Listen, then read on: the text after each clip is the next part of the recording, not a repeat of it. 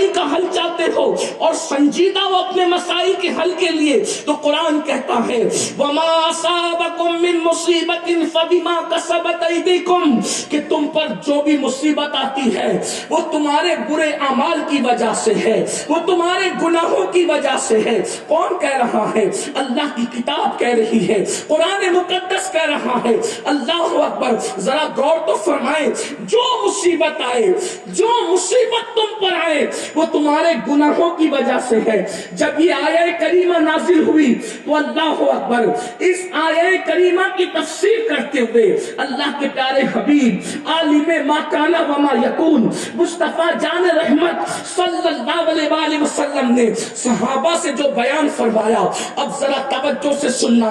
میری قوم کے جوانوں، اپنے مسائل کا حل سیاسی لیڈروں کے دروازوں پر نہیں ہے، اپنے مسائل کا حل صرف ورد و وظائف میں نہیں ہے۔ میں اہل سنت کے اسٹیج سے درجنوں مفتیان کرام کی موجودگی میں بڑی ذمہ داری کے ساتھ عرض کر رہا ہوں، صرف ورد و وظائف میں اپنے مسائل کا حل نہیں ہے، صرف تعویذات میں اپنے مسائل کا حل نہیں ہے، صرف جذباتی نعروں میں مسائل کا حل نہیں ہے۔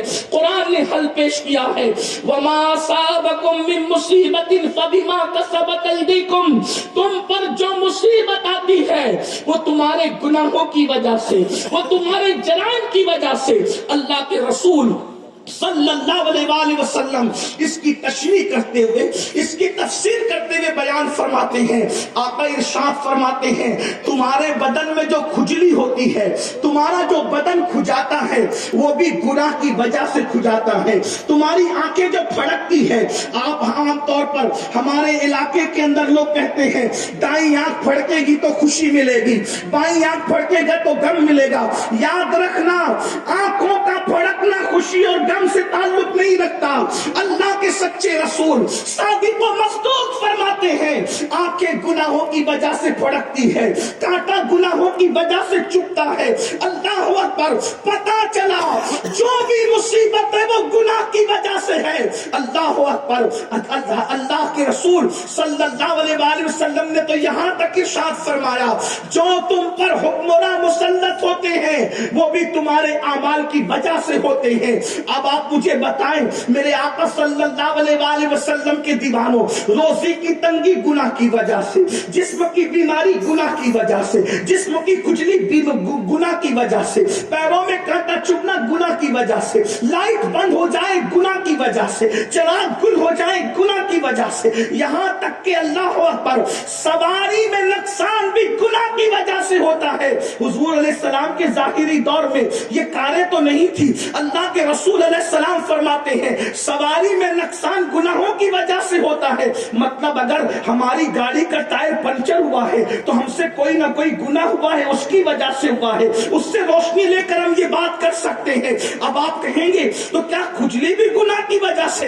اس کا مطلب اگر حدیث پر نظر کریں تو ہم یہ بات کہہ سکتے ہیں، اگر مسلمان گناہ کرنا چھوڑ دے تو اس کو کھجلی بھی نہیں آ سکتی، اگر مسلمان گناہ کرنا چھوڑ دے اس کا چراغ بھی نہیں بجھ سکتا، اگر مسلمان گناہ کرنا چھوڑ دے اس کے پیر میں کانٹا بھی نہیں چبھ سکتا، اگر مسلمان گناہ کرنا چھوڑ دے وہ کبھی عذاب الہی کے حوالے سے بیماری میں گرفتار نہیں ہو سکتا، اگر مسلمان گناہ کرنا چھوڑ دے کوئی ظالم حکمراں اس پر مسلط نہیں ہو سکتا۔ یہ جو کچھ ہے ہمارے گناہوں کی وجہ سے ہے۔ اب میں آپ سے پوچھنا چاہتا ہوں، مسائل پر رونا رونے والوں، اپنی راتوں کا جائزہ تو لو، ہم راتیں کس طرح گزار رہے ہیں۔ اللہ اکبر، لوگ کہتے ہیں مولانا ہم پہلے تو بادشاہ تھے نا۔ اللہ اکبر، یہی ملک ہندوستان ہے، کم و بیش 1000 سال تک کے اسی ملک ہندوستان پر تمہارے پروجوں نے، تمہارے پرخوں نے حکومت کی ہے۔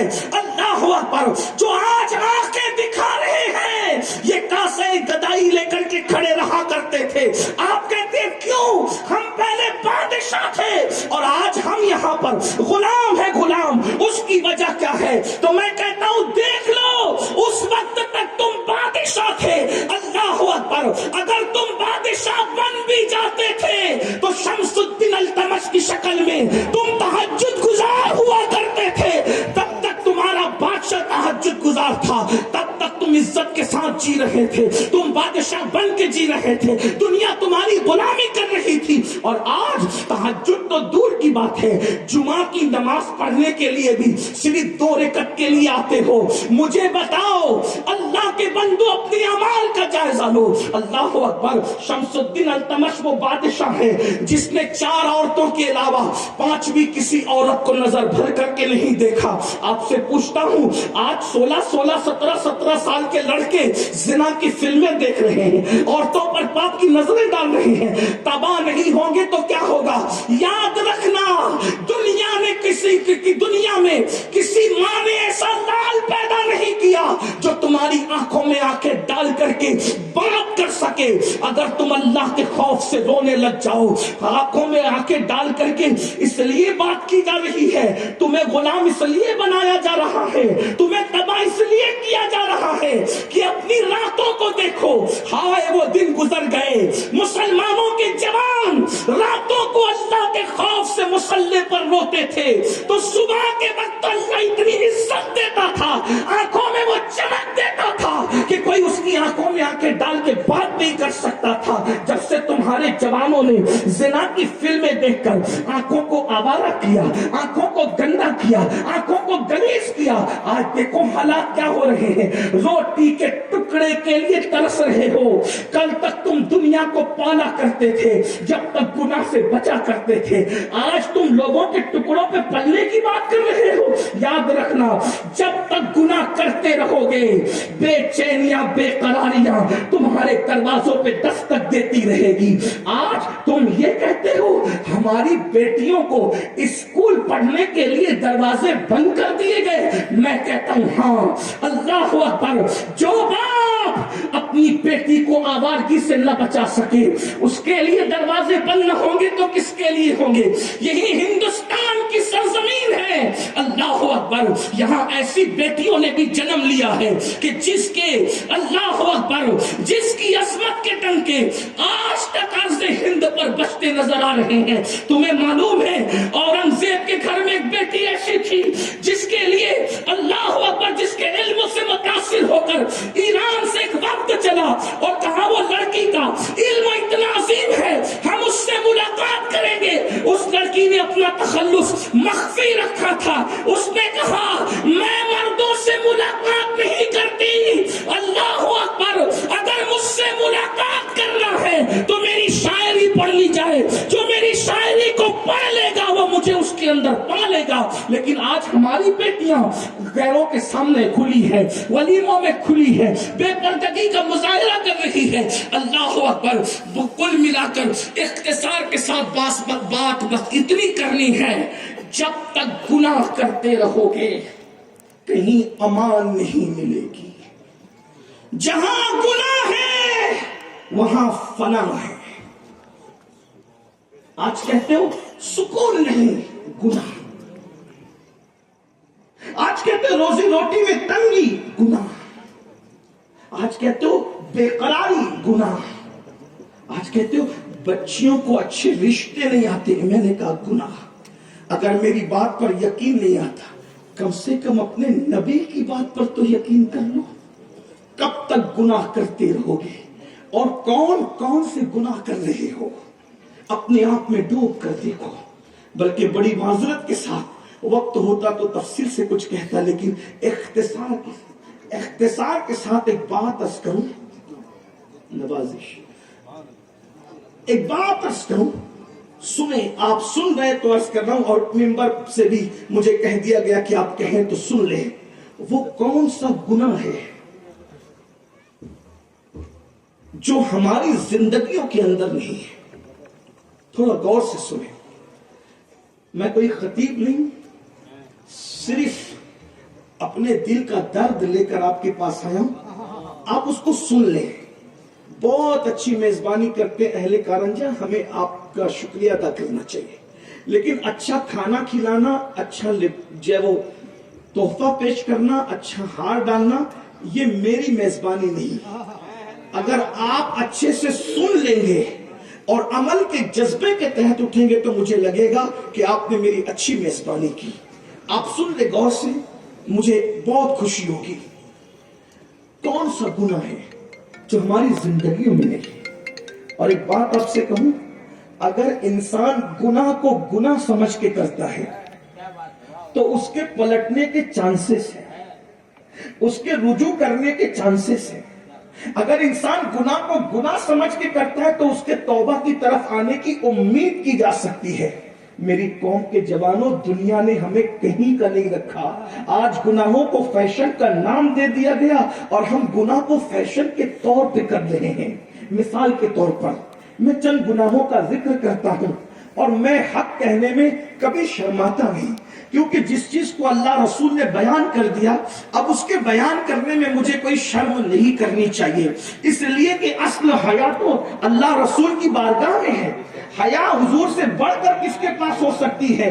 سب سے زیادہ با حیا اللہ کی کائنات میں اگر کوئی ہے تو وہ مصطفیٰ جان رحمت کی ذات ہے۔ جب اللہ کے رسول نے ذکر کیا ہے تو تھوڑا میں بھی ذکر کر دوں، لیکن دل سے کہنا چاہتا ہوں، دل سے سننے کی کوشش کرو۔ یقین جانے میں کوئی رسمی طور پہ نہیں کہہ رہا ہوں، پھر کہتا ہوں میں کوئی خطیب نہیں، نہ خطیب کی حیثیت سے آیا ہوں، بس ایک فقیر ہوں بارگاہ غوثیت کا، اور دل کا درد لے کر آیا ہوں۔ شاید کہ تیرے دل میں اتر جائے میری بات۔ میری قوم کے جوانوں، یہ تباہ ہونے والی دنیا کو تباہی سے اگر کوئی بچا سکتا ہے تو وہ صرف تم بچا سکتے ہو۔ اس امت کو اگر غربت کے دلدل سے کوئی نکال سکتا ہے تو صرف تم نکال سکتے ہو۔ بھاگنے والی بچیوں کے پیروں میں اگر حیا کی کوئی زنجیر ڈال سکتا ہے تو وہ تم ڈال سکتے ہو۔ امت کی زلف پریشاں کو ناخن تدبیر سے اگر کوئی سنوار سکتا ہے تو وہ تم سنوار سکتے ہو۔ میری قوم کے جوانوں، جوان کسی باپ کا صرف بیٹا نہیں ہوتا، جوان صرف کسی ماں کا بیٹا نہیں ہوتا، بلکہ جوان پوری قوم کا سرمایہ ہوتا ہے۔ جس قوم کا جوان سنور جاتا ہے اس قوم کی تاریخ سنہری حرفوں سے لکھی جاتی ہے۔ جس قوم کا جوان آوارہ ہو جائے، جس قوم کا جوان عیاش ہو جائے، جس قوم کے جوان کی راتیں اللہ کی نافرمانیوں کے اندر گزرے، اس قوم کو صفحہ ہستی سے مٹا دیا جاتا ہے۔ یہ بات اچھی طرح یاد رکھنا۔ یہ تصور کرنے والوں، زمین پر سجدے کی بجائے تم زنا کرو گے اور اللہ تمہیں بچا لے گا، اللہ کے رسول تمہیں بچا لیں گے، اولیاء اللہ تمہیں بچا لیں گے۔ سن لو، مکہ المکرمہ کی سرزمین پر اولاد پیغمبر میں، ابراہیم خلیل اللہ کی اولاد میں جس وقت لوگ بگڑ جاتے ہیں تو اللہ رب العزت، وہ مکے کے رہنے والے تھے، وہ کعبہ کے متولی تھے، محلے کی مسجد کے متولی نہیں تھے، وہ کعبۃ اللہ کے متولی تھے۔ جب انہوں نے زنا کیا، جب انہوں نے شراب پیا، جب انہوں نے بدکاریاں کی، جب انہوں نے ظلم کیا، جب انہوں نے زیادتی کی، تو اللہ اکبر، انہی میں سے اللہ نے ایسے پاک دامن لوگوں کو کھڑا کیا کہ بدر کی مقدس سرزمین پر ان آوارہ اور عیاش لوگوں کو ٹکڑے ٹکڑے کر کے ان کو کنویں میں بھر دیا گیا۔ اور پھر سید المعصومین نے کنویں کے کنارے پہ کھڑے ہو کے کہا، اے ابو جہل، اے عتبہ، اے شیبہ، یہ کون لوگ ہیں تمہیں پتا ہے؟ اللہ اکبر، یہ اولاد ابراہیم میں سے ہے، جسے پتا ہے وہ جان لے، جسے پتا ہے اسے پتا ہے، جسے نہیں پتا ہے وہ جان لے۔ ابو جہل کو کیا سمجھتے ہو؟ ابراہیم علیہ السلام سے اس کا شجرہ ملتا ہے۔ اب ابو لہب کو کیا سمجھتے ہو؟ حضرت ابراہیم سے اس کا شجرہ ملتا ہے۔ عتبہ شیبہ کو کیا سمجھتے ہو؟ اللہ اکبر، خلیل اللہ سے اس کا شجرہ ملتا ہے۔ اگرچہ بغاوت کی وجہ سے نسب کام نہیں آتا، یہی تو بات ہے۔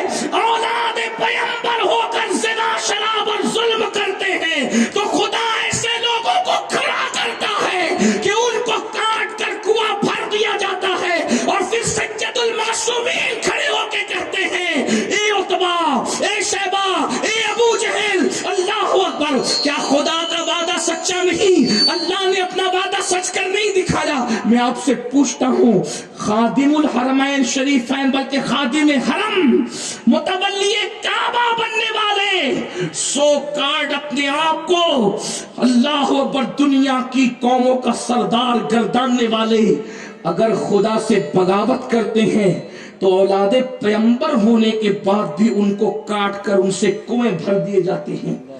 کیا ہمارا باپ کوئی نبی ہے؟ ہمارا باپ کوئی پیغمبر ہے؟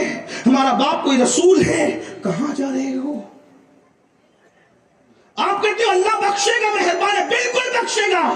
خدا کی رحمت کی بات کرنے والوں خدا کی غیرت کی بات کیوں نہیں کرتے؟ وہ رحیم ہے تو وہ غیور بھی ہے، وہ کریم ہے تو وہ غیور بھی ہے۔ اس کے غضب کو چیلنج مت کرو۔ کون سا گناہ ہے جو ہم نہیں کر رہے؟ تھوڑا جائزہ تو لے۔ اور کتنے خطرناک جرائم کر رہے ہو، کتنے خطرناک جرائم، کتنے خطرناک۔ آج ہمارے معاشرے میں سب سے زیادہ اگر کوئی گناہ ہو رہا ہے تو وہ زنا ہے۔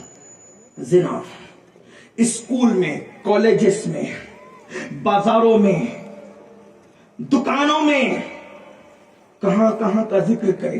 ہر اسکول ایسی نہیں ہے، ہر کالج ایسا، لیکن ہے۔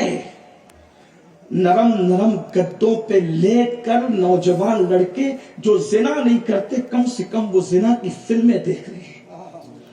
ہم کس کرب سے گزر رہے ہیں یہ شریف لوگ جانتے ہیں، روحیں کتنی تڑپ رہی ہے یہ اہل شرافت جانتے ہیں۔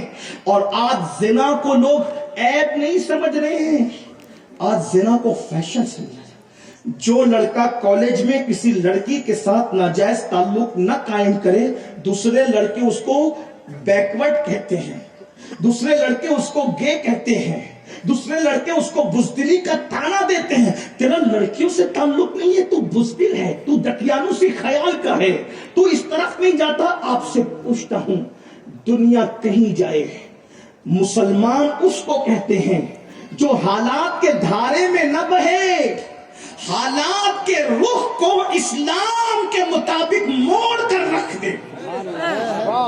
مردانگی گناہ کرنے کا نام نہیں ہے، مردانگی گناہ کے خلاف کھڑے ہونے کا نام ہے۔ 22,000 یزید کے ساتھ کھڑے تھے، امام نے ان کو نہیں دیکھا، حسین اعظم 72 کو لے کر گناہ کے خلاف کھڑے ہو گئے۔ دیکھ لو 22,000 کی نسلیں ختم ہو گئی، لیکن جسے کاٹ دیا گیا تھا اس دین بچانے والے حسین کی نسل آج بھی زندہ۔ پتا چلا اگر زندہ رہنا ہے تو دین کے ساتھ کھڑے ہونا ہوگا، اگر نسلیں بچانا ہے تو دین کے ساتھ کھڑے ہونا ہوگا۔ دنیا کے حالات تو بدلتے رہتے ہیں، اسلام کبھی نہیں بدلتا، دین کبھی نہیں بدلتا، مذہب کبھی نہیں بدلتا۔ دیکھ لو سارے باطل مذاہب حکومتوں کے بدلنے سے بدل گئے ہیں، ایک مذہب اسلام ہے، حکومتیں بدل کے رہی ہے، اسلام نہ کبھی بدلا ہے نہ کبھی بدل سکتا۔ نعرہ تکبیر، نعرہ رسالت، مذہب اسلام، جو مذاہب حکومتوں کے سہارے پلتے ہیں وہ حکومتیں بدلنے سے بدل جاتے ہیں، لیکن جو مذہب صرف اللہ کی مدد سے پھیلتا ہے وہ کبھی نہیں بدلتا۔ آج زنا بڑھ رہا ہے، زنا عام ہو رہا ہے، اس کو گناہ نہیں بلکہ فیشن، یہ سیریل کی وجہ سے، فلموں کی وجہ سے، گندی پکچروں کی وجہ سے، اور خاص طور پر گندی ویب سائٹس کی وجہ سے۔ آپ کو پتا ہے زنا کرنے والوں کے لیے اللہ کے رسول کا فرمان کیا ہے؟ اللہ کے رسول صلی اللہ علیہ وآلہ وسلم ارشاد فرماتے ہیں، زانیوں کو قیامت کے دن جہنم کی آگ کی بنی ہوئی قمیص پہنائی جائے گی۔ اگر اپنے رسول کو مانتے ہو اور اپنے رسول پر ایمان رکھتے ہو، یہ کوئی مولوی کی آواز نہیں ہے، یہ آواز تو کسی حضور کے سب سے گنہگار امتی کی آواز ہو سکتی ہے، لیکن فرمان کسی مولوی صاحب کا نہیں، فرمان کسی خطیب صاحب کا نہیں، فرمان کسی ادیب صاحب کا نہیں، یہ اس رسول کا فرمان ہے جس کی زبان پر حق جاری ہوتا ہے۔ وما ينطق عن الهوى ان هو الا وحی یوحى، یہ اپنی مرضی سے کچھ نہیں کہتے، زبان ان کی ہے، کلام خدا بند قدوس کا ہے۔ میرے امام اس زبان کی عظمت بیان کرتے ہوئے کہتے ہیں، وہ زبان جس کو سب کن کی کنجی کہے، اس کی نافذ حکومت پہ لاکھوں سلام، وہ دہن جس کی ہر بات تو وحی خدا، چشمہ علم و حکمت پہ لاکھوں سلام۔ بہنوں کی بھی توجہ چاہتا ہوں، حسن کی نمائش کرنے والی میری بہن، لمبے بالوں پر غرور کرنے والی میری بہن، بغیر دوپٹے کے گھر سے نکلنے والی میری بہن، تجھے ہو کیا گیا ہے؟ جس خدا نے حسن دیا اسی خدا کے غضب کو چیلنج کر رہی ہے۔ مگر یاد رکھنا، جرائم کتنے کرو گے، کب تک کرو گے؟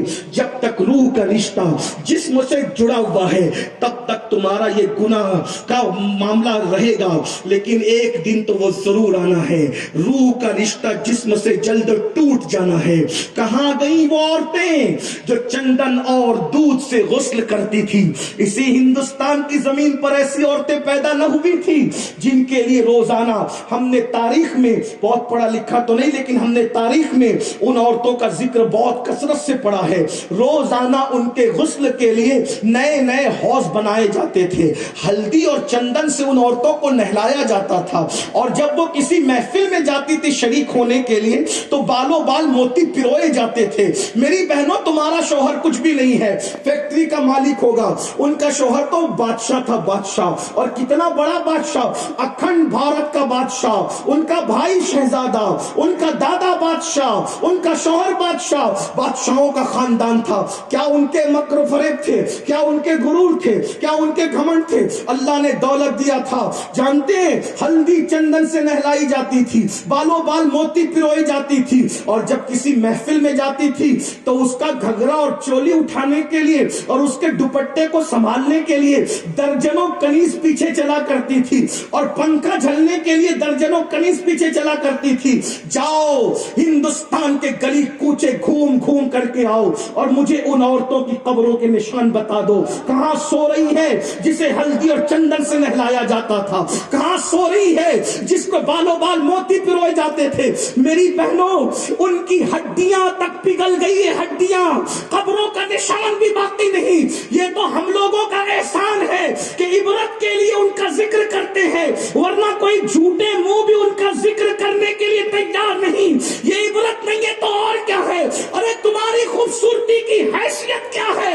تم صرف پاؤنڈز کا پاؤڈر لگا کر گھمنڈ کر رہی ہو، وہ ہلدی اور چندن سے پیور دودھ سے نہاتی تھی۔ اللہ اکبر! ان کی جوتیاں اٹھانے کے لیے درجنوں کنیزیں پیچھے چلا کرتی تھی، مگر آج نہ ان کی قبر ہے، نہ ان کی نسل ہے، نہ ان کا نام ہے، نہ ان کا نشان ہے، مگر وہ رابعہ بصری جو ایک کنیز تھی، کنیز، آج بھی اس کا ذکر زندہ ہے، اور بتایا جا رہا ہے کہ کنیز ہو کر سو کے ٹکڑے کھانے والی اگر اللہ کی وفادار ہو جاتی ہے تو اس کے مزار پر بھی میلہ لگتا ہوا نظر آتا ہے، اور جو محلوں میں رہ کے خدا سے غداری کرے ان کی قبروں کا نشان مٹا دیا جاتا ہے۔ دولت پر گھمنڈ کر کے قدرت کے غضب کو چیلنج کرنے والوں، یاد رکھنا، جب جوانی میں کوئی پاپ کرتا ہے تو اللہ اس پہ اتنا دردناک بڑھاپا مسلط کرتا ہے کہ وہ بھیک بھی مانگے تو قدرت کسی کو بھیک دینے کی توفیق نہیں دیتی۔ اگر عورتیں سن رہی ہیں تو میری ان سے گزارش ہے، یہ سرخ رخسار بہت جلدی جھریوں میں تبدیل ہو جائیں گے، یہ خوبصورت آنکھیں جو آج جھیل کی طرح بھری بھری ہیں یہ خشک ہو جائے گی، یہ بال جن کی نرمی پر سنبل کے پودے نثار کیے جا سکتے ہیں یہ کسی چڑیا کے اجڑے ہوئے گھونسلے کی طرح بے رونق ہو جائیں گے۔ اس وقت بستر میں چھپ چھپ کر بڑھاپے کی جھری پڑی ہوئی چمڑیوں کے ساتھ، کمر اور گھٹنے کے درد کے ساتھ، کروڑوں بیماریوں کے عذاب میں لت پت جب نیند نہیں آئے گی میری بہن، اور تو رات کو تارے گن رہی ہوگی، آج راتوں کو عیاشیوں کی طرف دھکیلنے والی میری بہن، ایک دن وہ آئے گا جب تو اپنے بستر پہ لیٹ کر راتوں کو تارے گنے گی اور تجھے نیند نہیں آئے گی، اور تو اس وقت کہہ رہی ہوگی کاش اللہ مجھے موت عطا کرے، تو شاید زمین پکار اٹھے گی ابھی اتنی جلدی تجھے موت نہیں آئے گی، اس لیے کہ جو تو نے کیا ہے اس کرتوت کی سزا تو تجھے پہلے زمین کے اوپر ملے گی تاکہ دنیا تیری عبرت کا تماشا دیکھے۔ قبر میں کون دیکھنے جاتا ہے؟ میدان محشر تو بہت دور ہے، اس لیے قدرت ظالموں کو پہلے زمین کے اوپر سزا دیتی ہے تاکہ میرے اور آپ جیسے نادان لوگ کم سے کم ان لوگوں کو دیکھ کر سدھر جائیں، ان لوگوں کو دیکھ کر سنور جائیں۔ اور اگر نوجوان لڑکے طاقت اور قوت پر گھمنڈ کر رہے ہیں تو یاد رکھو قدرت کے ہاتھ میں سب کی چوٹی ہے، اگر ایک نس دبا دے نا قدرت تو کھڑے ہونے کی اوقات نہیں ہے ہماری. ہم نے بڑے بڑے پہلوانوں کو لکڑی کا سہارا لے کر کے چلتے دیکھا ہے. کس پر گھمنڈ کرتا ہے انسان, کس پر غرور کرتا ہے انسان. بہرحال میں عرض کر رہا تھا, غور کرو اپنے رسول کا فرمان. حضور کے فرمان پہ یقین ہے تو سنو اللہ کے رسول کیا فرما رہے. گندی فلمیں دیکھ کر زنا کے اڈوں کو آباد کرنے والوں غور کرو, عورتوں پر پاپ کی نظریں ڈالنے والوں غور کرو. اب تو وہ دن ہم دیکھ رہے ہیں, بدترین ماحول. آج کے لڑکوں کی نگاہوں سے سالیاں بھی محفوظ نہیں ہے. کس کرب سے ہم کہاں وہ نوجوان, وہ ہمارا جوان تھا جس نے ساحل پر کشتیاں جلا کر کے کہا تھا ہم وہ لوگ ہیں یا تو مشن پورا کریں گے یا تو مر جائیں گے مگر واپس نہیں جائیں گے. کشتیاں جلانے والی قوم کے لڑکے آج سالیوں کو پاپ کی نظر سے تکریں, ماموزاد بہن کو پاپ کی نظر سے تکریں. یہ ہنسنے کی بات نہیں ہے, یہ کسی شاعر کا مشاعرہ نہیں, یہ کسی دل جلے کی آہو بکا ہے. کاش کہ اس پر کچھ سعادت مند روح لبیک کہتی. میں پوچھتا ہوں, آپ کہتے ہیں نوجوان لڑکیاں دوسروں کے ساتھ بھاگ رہی. میں نے کہا تو جب سالی کی حفاظت نہیں کر سکتا تو قوم کی بیٹی کی کیا حفاظت کرے گا. دنیا سمجھ چکی ہے, ہماری گندگی کو دنیا سمجھ چکی ہے. جو خالہ کی بیٹی کو پاپ کی نظر سے دیکھے وہ محلے کی بیٹی کی آبرو کی حفاظت کیسے کر سکے گا. ایک دور تھا, ایک زمانہ تھا کہ جب کوئی بندہ غیر مسلم اپنی سفر پہ جاتا اور اپنی بیٹی کو کہیں رکھنے کی مجبوری آتی تو غیر مسلم باتیں کرتے تھے کسی کے پاس نہ رکھو, اگر بیٹی رکھنا ہے تو کلمہ پڑھنے والے مسلمان کے پاس رکھو. کیونکہ محمد عربی کا غلام جب کسی کی اجازت کے بغیر لکڑی کا خلال بے اجازت نہیں کر سکتا تو وہ کسی عورت پر جب لکڑی بغیر اجازت استعمال نہیں کرتا تو لڑکی پر پاپ کی نظر کیسے ڈال سکتا ہے. یہ اپنی پہچان تھی, یہ اپنی شناخت تھی. آج دنیا کچرا سمجھ کے یوں ہی نہیں جلا دینا چاہتی ہے, آج دنیا گندگی سمجھ کے یوں ہی نہیں اٹھا کر پھینک دینا چاہتی ہے. اللہ کے بندو, مومن ہونے کی لاج رکھنا آپ کے ہاتھ میں ہے. اللہ, اور اگر یوں نہیں کرتے تو پھر اللہ کے عذاب کے لیے تیار رہو. جلدی جلدی پڑھ رہا ہوں. اللہ کے پیارے حبیب صادق و مصدوق غیب داں نبی صلی اللہ علیہ وآلہ وسلم فرماتے ہیں زنا کرنے والوں کو قیامت کے دن آگ کی قمیص, کون سی آگ, دنیا کی آگ نہیں, دنیا کی آگ سے 70 درجہ زیادہ تیز جہنم کی آگ کی قمیص پہنائی جائے گی. اسی پر بس نہیں, اگر حضور نے نہ کہا ہوتا تو میں کبھی بھی کہنے کی ہمت نہیں کرتا. اللہ کے حبیب علیہ السلام فرماتے ہیں جہنمیوں کو اللہ اکبر وہ دردناک عذاب ہوگا کہ جہنم کی آگ ان کی شرمگاہوں پر رکھ کر کے دہکائی جائے گی. ذرا غور تو کریں, اتنے نازک مقام پر اگر چونٹی کاٹ لے تو آدمی تڑپ جاتا ہے. جب جہنم کی آگ شرمگاہوں پر رکھ کر کے دہکائی جائے گی اس وقت کیا بنے گا, اس وقت کیا ہوگا. اور ایک بات یاد رکھنا, جو لوگ زنا کرتے, زنا صوفیہ فرماتے ہیں زناکار اگر توبہ نہ کرے تو اللہ اس کی نسل میں لنگڑے, لولے, اندھے, عیبی اولاد پیدا کرتا ہے. اس لیے یہ بھی یاد رکھنا, ہر لنگڑے لولی اولاد اگر کسی کے گھر پیدا ہو رہی ہو تو اس کو شک کی نظر سے دیکھنے کی ضرورت نہیں ہے. 90% لوگوں کے گھر عذاب کے طور پر پیدا ہوتے ہیں اور 10% لوگوں کے گھر امتحان کے طور پہ پیدا ہوتے ہیں. ہم اور آپ کبھی یہ فیصلہ نہیں کر سکتے کہ کس کو عذاب ہے کس کو امتحان ہے. اس لیے زیادہ تر لوگوں کے گھر میں جو عیبی اولاد پیدا ہوتی ہے, اسی کو کسی کہنے والے نے کہا تھا لمحوں کے گناہوں نے صدیوں کی سزا پائی. میرے بھائیوں, اللہ سے نہیں ڈرتے. میں تو حیران ہوں, اللہ اکبر, اگر کوئی دیکھ رہا ہو تو آج لوگ بڑا لقمہ نہیں کھاتے, بڑا نوالا نہیں کھاتے کیونکہ حافظ امین صاحب دیکھ رہے ہیں,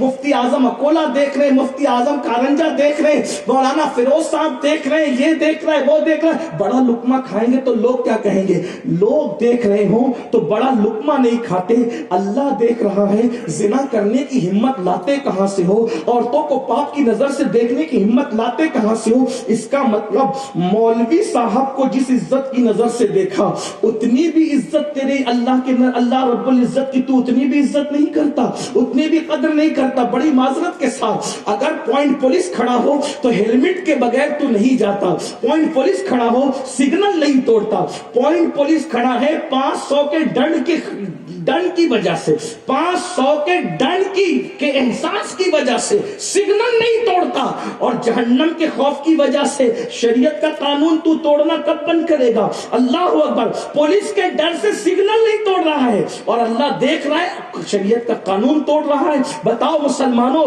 تو نے پوائنٹ پولیس کو جتنی اہمیت دی، کیا اتنی اہمیت تو نے اپنے اللہ کو دی؟ اللہ کے دیکھنے کا تجھے یہ احساس ہے؟ اگر یہ احساس تجھے ختم ہو گیا، پھر قدرت تجھے دوسروں کے حوالے نہ کرے گی، پھر قدرت تجھے دوسروں کے سپرد نہ کرے گی۔ میرے بھائی، شریر بچے کو ماں بھی کسی کے حوالے کر دیتی ہے۔ جب شریر بچے کو ماں کسی کے حوالے کر دیتی ہے تو شریر بندہ بھی قدرت کسی کے حوالے کر دیتی ہے۔ پھر پٹتے رہو، پھر لٹتے رہو، پھر تباہ ہوتے رہو، پھر برباد ہوتے رہو، چلاؤ جتنا چلاتے ہو، غیور قدرت پھر کہتی ہے میں نے تمہارے عمل کی وجہ سے دشمنوں کے حوالے تمہیں کر دیا، اب میری مدد تم پر نہیں آئے گی۔ کیا اللہ کے رسول کا یہ فرمان تمہارے کانوں سے نہیں ٹکرایا میرے بھائی کہ میرے آقا نے فرمایا جو جان بوجھ کر نماز چھوڑ دے اللہ اس سے اپنی رحمت کی چادر ہٹا لیتا ہے۔ اللہ اکبر، جس سے قدرت چادر رحمت ہٹا لے، جو اللہ کی پناہ کے باہر کر دیا جائے، اس کی کون مدد کر سکتا ہے؟ اس کی کون امداد کر سکتا ہے؟ گناہ نے ہمیں تباہ کیا۔ یاد رکھنا، میں کسی کی صفائی پیش کرنے نہیں آیا، احتساب کی بات کرنے آیا ہوں۔ اللہ کی قسم، میں سیاسی آدمی نہیں، نہ کسی سیاسی لیڈر سے مجھے دلچسپی ہے، نہ کوئی دوستی ہے، نہ دشمنی، لیکن ایک بات کہوں، لیڈروں نے ہمارا کچھ نہیں بگاڑا ہے، ہمارے گناہوں نے ہمارا سب کچھ بگاڑا ہے۔ لوگ آتے جاتے رہیں گے، اگر یہاں اور دنیا میں کوئی منکر اسلام کی بجائے کلمہ پڑھنے والا بھی ہو، چلیں دیکھ لیں ایک مثال کے طور پہ، فلاں ملک میں کلمہ کا انکار کرنے والا ہے، وہ ظلم کر رہا ہے، تو سیریا میں تو کلمہ پڑھنے والا ہے، وہ کیوں ظلم کر رہے ہیں؟ بات تو کلمے کیا، وہ کلمہ نہیں پڑھتا اس لیے ہمارا دشمن ہے۔ بھائی سیریا والا تو کلمہ بھی پڑھ رہا ہے، پھر وہ کیوں دشمن ہے؟ وہ کیوں دشمن؟ کلمہ نہ پڑھنے والا دشمن ہے تو تمہارا کلمہ پڑھنے والا بھی تو دشمن ہے۔ یہ کیوں ہے؟ اعمال۔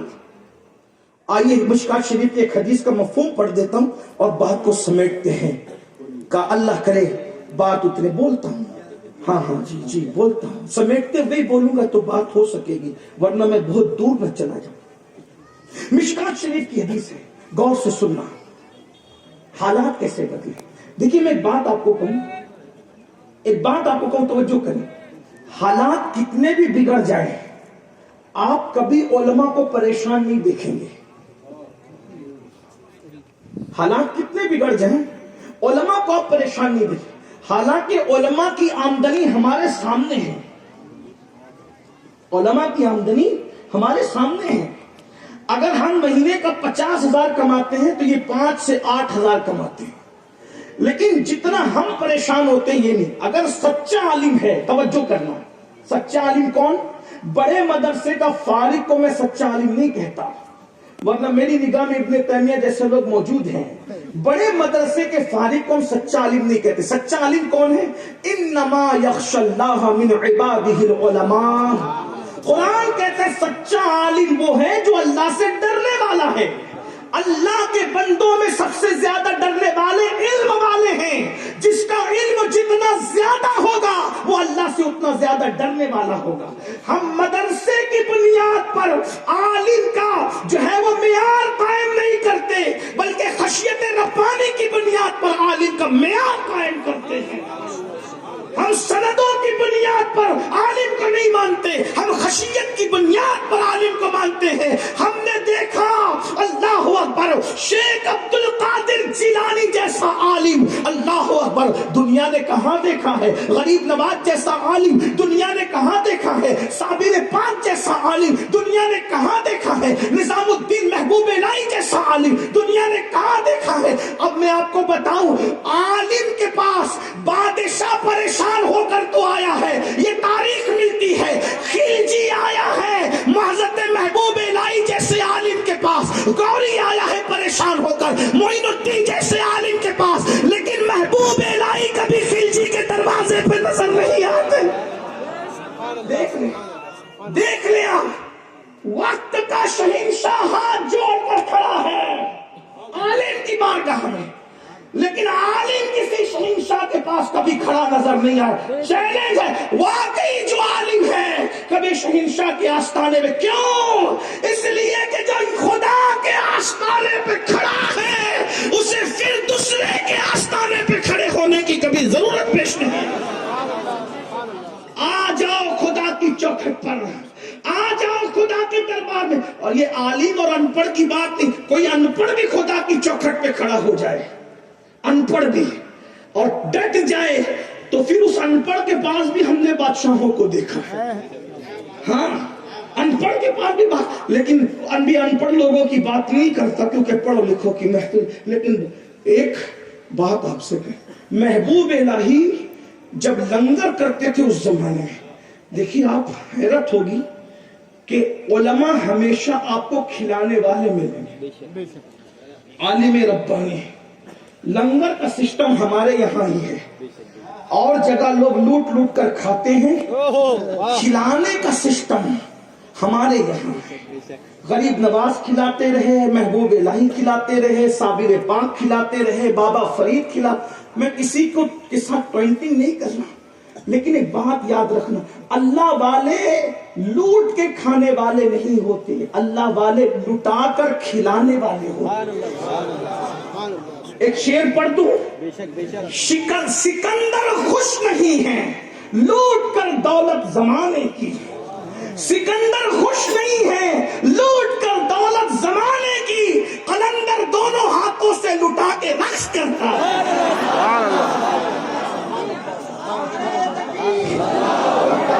نعرہ تکبیر اور یاد نعرہ رکھو، رسالہ۔ اللہ والے جب تک زمین کے اوپر تھے تب بھی کھلا رہے تھے، اور زمین کے اندر چلے گئے اب بھی کھلا رہے ہیں، بس فرق اتنا ہے، پہلے خود کھلا رہے تھے اور اب حافظ امین کو بہانہ بنا دیا کہ رجب کی 22ویں آئے تو جعفر صادق میرا امام کہتا ہے کھلاؤں گا میں، ذریعہ حافظ امین بنیں گے۔ 11ویں آ گئی تو غوث پاک کہہ رہے کھلاؤں گا میں، لیکن ذریعہ مفتی عبد المجید بنیں گے، کھلاؤں گا میں مگر ذریعہ فلاں فلاں عبداللہ عبد الرحمان بنیں گے۔ یاد رکھیے یہ روحانی تصرف ہے، لیکن بہرحال اگر آپ کہیں گے قرآن سے اس کا ثبوت دے تو میں جذباتی بات کرنے کی بجائے قرآن جہنمیوں کی نشانی ہے کہ وہ کھلاتے نہیں ہیں۔ قرآن میں اللہ پاک نے ارشاد فرمایا، قرآن کی آیت ہے، جب جہنمی اور جنتیوں کا مکالمہ ہوگا، بات ہوگی، تو جنتی لوگ جہنمیوں سے پوچھیں گے ما سلککم فی سقر، جہنمی لوگوں سے جنتی لوگ پوچھیں گے ما سلککم فی سقر، تم جہنم میں کیسے آئے؟ تو جہنمی لوگ کیا کہیں گے پتہ ہے؟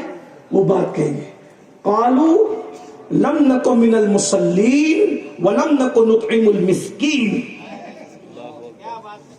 اس کا ترجمہ میں اپنی زبان میں کروں، پہلے علماء کی زبان میں سنیں پھر میری زبان میں سنیں۔ اس کا ترجمہ علماء کی زبان میں یہ ہے، ہم نماز نہیں پڑھتے تھے اور غریبوں کو کھانا نہیں کھلاتے تھے۔ یہ ہر عالم نے ترجمہ کیا، ادھر والے ادھر والے کدھر والے کدھر والے، سب کا ترجمہ ہے کیا؟ نماز نہیں پڑھتے تھے، کھانا نہیں کھلاتے تھے مسکین کو، لیکن میرے جیسا عاشق جب ترجمہ نہیں بلکہ ترجمانی کرتا ہے مفہوم کے طور پہ تو کہتا ہے ہم نماز نہیں پڑھتے تھے اور نیاز نہیں کرتے تھے۔ اللہ اکبر، بے شک۔ وَلَمْ نَكُ نُطْعِمُ الْمِسْكِينَ، پتا چلا کھلانا اللہ والوں کی شان ہے۔ بہرحال میرا عنوان یہ نہیں ہے، اور میرے آقا نے فرمایا سب سے بہتر کام ایمان لانے کے بعد اگر کوئی ہے کیا؟ نُطْعِمُ الطَّعَامَ، بخاری مسلم مسلم کی متفق علیہ حدیث ہے. کیا نطعم الطعام، ایمان لانے کے بعد سب سے بڑا عمل ہے نطعم الطعام، کھانا کھلانا.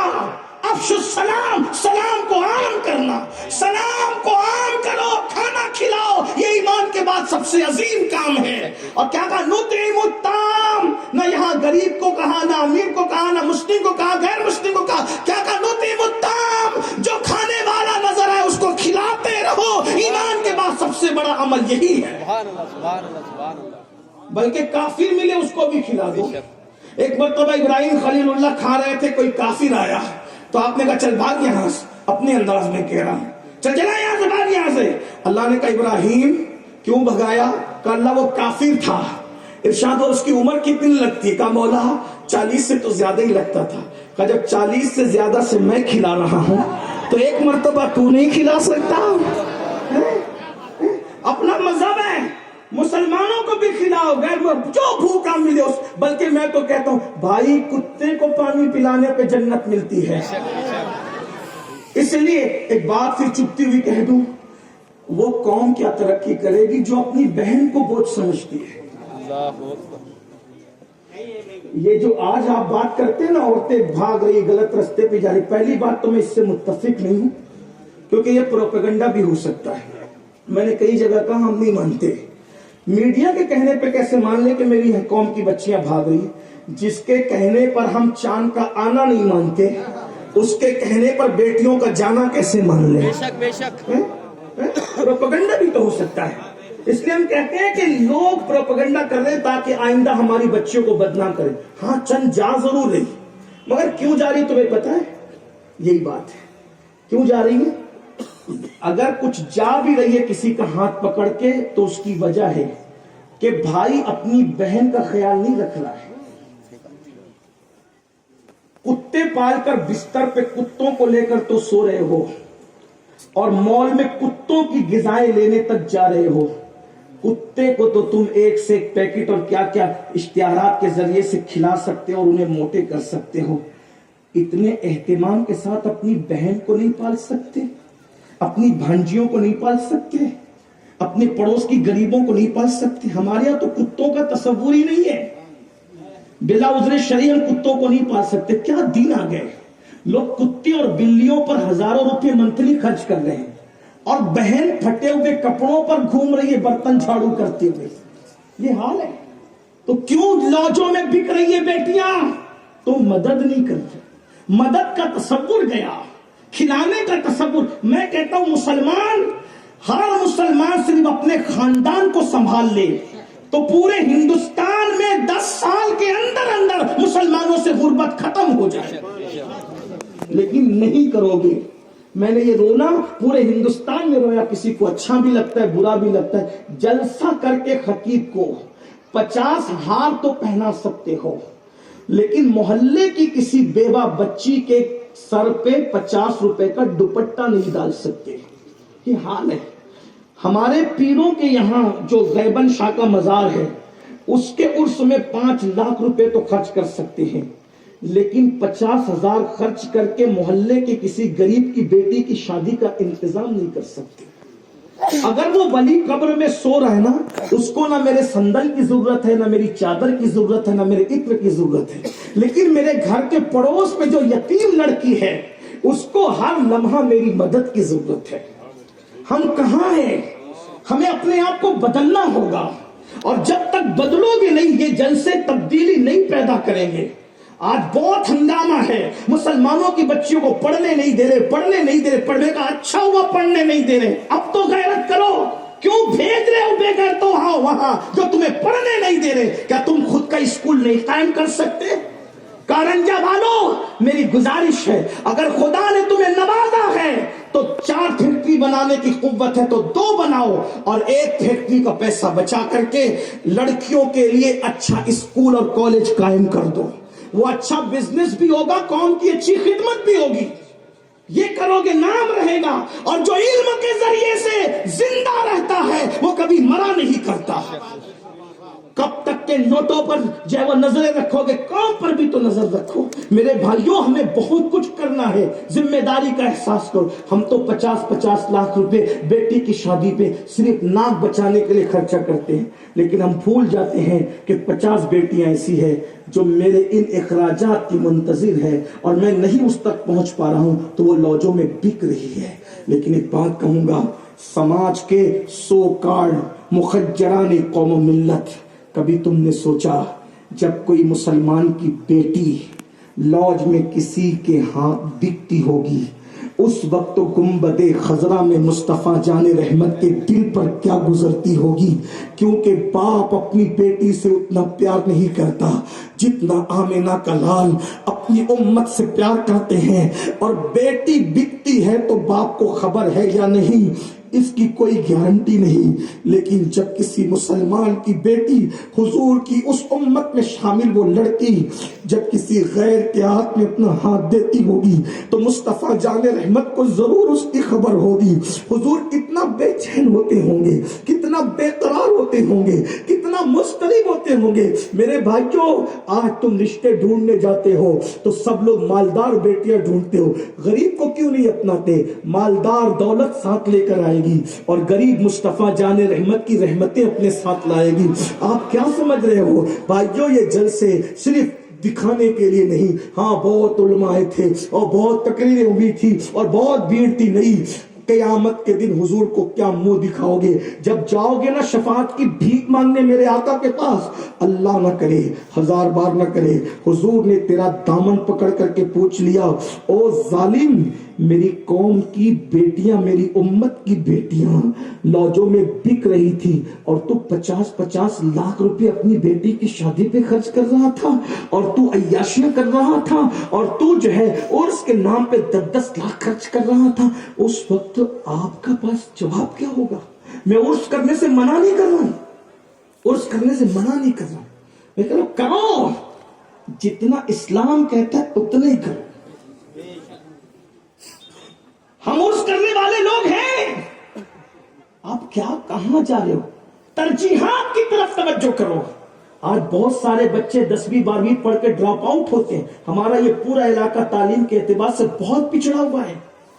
کیا ہم یہ نہیں کر سکتے کہ باپ کے چہروں پر 40 دیگ پکانے کی بجائے ایک دیگ پکا کر 39 دیگوں کا خرچہ باپ کے احسان ثواب کے لیے تعلیم کے نام پہ خرچہ کر دیں؟ یہ نہیں کر سکتے، کر سکتے ہیں، لیکن آپ کی توجہ اس طرف نہیں ہے۔ اس طرف توجہ کرو، ستاروں کے آگے جہاں اور بھی ہے ابھی عشق کے امتحان، اور بھی تو میں عرض کر رہا تھا، عالم ربانی کبھی بھی آپ کو ایسا نہیں نظر آئے گا کہ دروازے بادشاہ پہ کھڑا ہو، نہیں، بادشاہ محبوب الہی لنگر بہت پکاتے تھے، کھلاتے۔ اس دور میں آج کے دور کے حساب سے لاکھوں کا خرچہ تھا، اس دور میں 250 روپے بتائے جاتے، آج اس کو جوڑیں گے تو لاکھوں میں جائے گا۔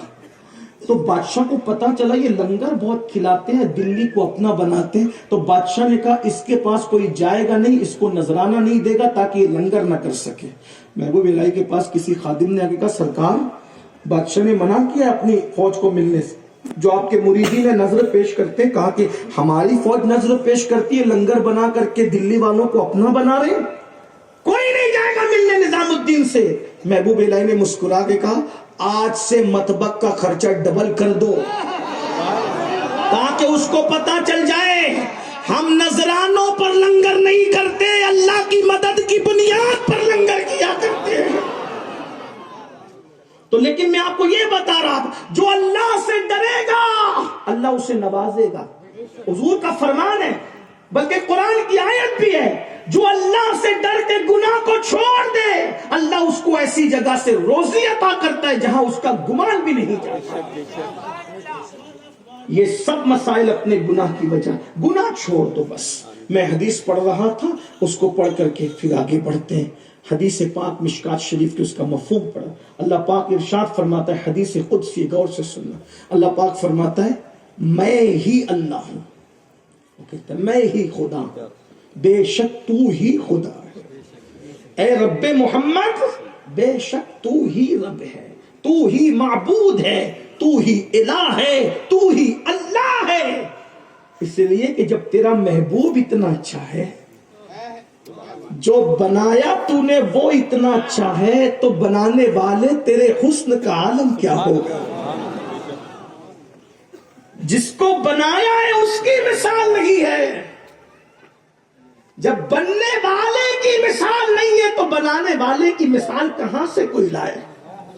अरे बनने वाला जिसको बनाया वो बनने में वादहू ला शरीक है, और उनके हुस्न का आलम ये है कि कहने वालों ने यहां तक कहा क्या हुस्न है ऐ सैयद अबरार तुम्हारा, अल्लाह भी है तालिबे दीदार तुम्हारा। और क्यों दीद के मुश्ताक ना हो हजरत यूसुफ, अल्लाह का दीदार है दीदार तुम्हारा।